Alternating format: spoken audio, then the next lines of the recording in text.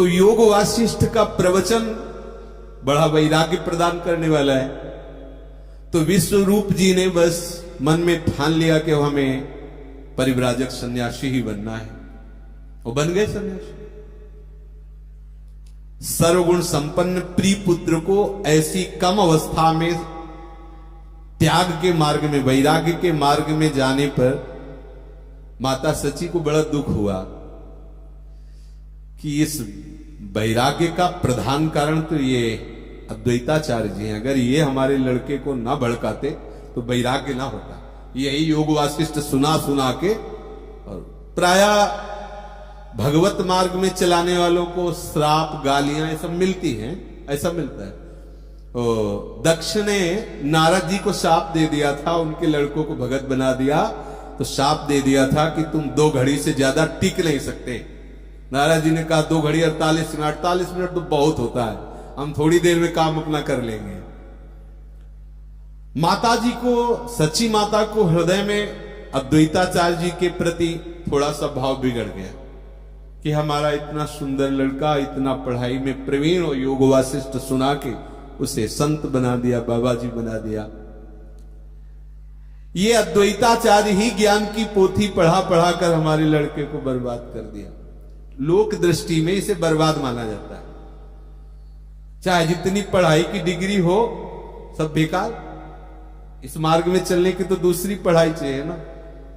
लोक व्यवहार शून्य जीवन, संसार संबंध शून्य जीवन, तो उसके लिए तो ये बेकार लगता है। इधर वालों को वो बेकार लगता है कि बेकार में अपने समय को नष्ट कर रहे हैं भगवत विमुख होकर। माता बहुत रुदन करने लगी। अद्वैताचार्य जी के समीप जाकर भांति भांति का प्रलाप विलाप किया। अद्वैताचार्य जी ने कहा, माता जी आपको शोक नहीं करना चाहिए, आपके बालक ने जो मार्ग स्वीकार किया वो जगत बंदनीय है, कोई बुरा काम थोड़ी किया है विश्वरूप ने। आपकी 21 पीढ़ियां तर जाएंगी आगे पीछे की जोड़, आप निश्चिंत हो जाइए। जो पोथी पढ़ने से ज्ञान होता है वो वैराग्य नहीं दिलाता है, तो कृपा से होता है, महापुरुषों की कृपा से। पुस्तकी कीड़ा तो बहुत देखे गए, वैराग्यवान थोड़ी देखे गए कि वो वैराग्य आ गया। माता जी को ये सब बातें अच्छी नहीं लग रही थी। उनके हृदय में तो बार बार ये ऊंची ज्ञान की बातें बताकर हमारे लड़के को बैरागी बना दिया। बस ये कमी आचार्य की ही थी, अद्वैताचार्य की, जो हमें ऐसा दुख प्रदान किया। मन में उनके प्रति थोड़ा सा भाव बिगड़ गया। अगर आचार्य इतना स्नेह न करते तो वो इनसे जुड़ता नहीं, और इनसे जुड़ता नहीं तो वो बाबा जी नहीं बनते, बैरागी नहीं बनते, सन्यासी नहीं बनते। सारा का सारा दोष आचार्य के। पर वो कहा नहीं, अंदर ही अंदर उनसे थोड़ा सा मोटा भाव कर लिया। और जब महाप्रभु चैतन्य देव भी पुनः आचार्य का ही अधिक संग करने लगे और भगवत भाव की अधिक प्रबलता में उनका पूजन भी करते, तब तो रहा नहीं गया। सोच लिया कि एक को तो सन्यासी बना दिया, अब इसको भी बना देंगे। जैसे विश्वरूप के सन्यासी होने से पहले से ही हृदय उनका दुखी था, और जब महाप्रभु चैतन्य देव को अधिक प्यार करने लगे तो और उनके हृदय में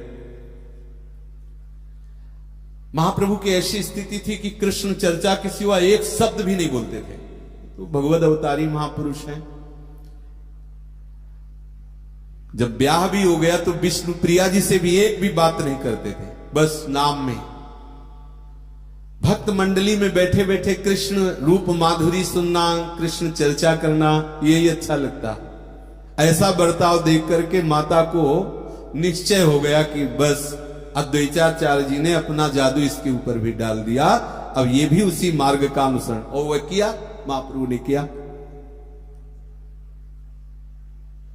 अब वो चिल्ला चिल्ला कर रोने लगी और कहा अद्वैताचार्य जी से कि तुम बहुत कठोर हृदय के हो। एक तो मैं वैसे ही वैधव्य को प्राप्त हो गई, बड़े पुत्र को सन्यासी बना दिया, तो तुम्हारे हृदय में अब दया नहीं आती कि छोटा हमारे पास रुक जाए। इसको भी वही मार्ग का उपदेश दे रहे हो। तुम्हारा हृदय कितना कठोर है, इतनी भी दया नहीं। अरे एक पुत्र को सन्यासी बना दिया तो एक को तो मेरे पास रहने दो, है कौन मेरे पास? मेरे जीवन का सहारा तो यही है। और हमें पक्का निश्चय हो रहा है कि तुम इसे भी सन्यासी ही बना दोगे। इसी को लेकर क्यों चर्चा करते हो? इसी को लेकर कीर्तन और भी तो है, इसको छोड़ो ना। अद्वैताचार्य जी ने कहा तुम्हें पता नहीं, तुम्हारा पुत्र साक्षात ईश्वर है। ये ईश्वर भक्ति को प्रकाशित करने के लिए आया हुआ है। माता जी को और भी दुख हुआ कि अभी तक तो भक्ति को उपदेश कर सीधे ईश्वर बना दिया है, और काहे को रुकेगा? जब प्रभु को भगवद आवेश आया था और भक्तजन को प्रणाम करके कृपा याचना करते थे, तो महाप्रभु चैतन्य ने बहुतों को दुलार किया, बहुतों को आशीष दिया। तो उसी समय बुजुर्ग भक्तों ने माता को भी कहा कि इस समय महाप्रभु भावावेश में, भगवत भाव में आप प्रणाम करो और आशीर्वाद मांगो। माता ने भी प्रणाम किया। महाप्रभु ऐसे मुख मोड़ ले और कहा तुम्हें कभी आशीर्वाद नहीं दे सकते, कभी कृपा तुम्हारे ऊपर नहीं हो सकती। तो सब भक्त कांप गए, क्योंकि भगवत आवेश में थे महाप्रभु। क्यों? भक्तों ने पूछा ऐसा क्यों? ये तो आपकी माता का सौभाग्य प्राप्त किए हैं। बोले इन्होंने अद्वैताचार्य जी के प्रति दोष भाव किया है, इसलिए जब तक उनकी चरण धूल माथे पे लगा के उनसे क्षमा याचना नहीं करेंगे तब तक इधर से कृपा नहीं। आखिरकार अद्वैताचार्य जी के चरणों में प्रणत हुई, प्रणाम किया और क्षमा याचना। सर्व सामर्थ्यशाली महिमा में इन भगवत स्वरूप में अवतार लेकर के यही सिखाया है। अब इतना सोचना क्या कोई अपराध था क्या सच्ची माता का? लेकिन माना। तो यदि हम कहीं इस पक्ष में आ गए कि हम कुछ हैं और वैष्णव अपराध कर लिए, तो कैसे चलना होगा? इसलिए सेवक जी कह रहे ये भार वाली बुद्धि छोड़ो, अभिमान वाली बुद्धि छोड़ो, प्रीति को स्वीकार करो। प्रीति के बिना सब व्यर्थ है।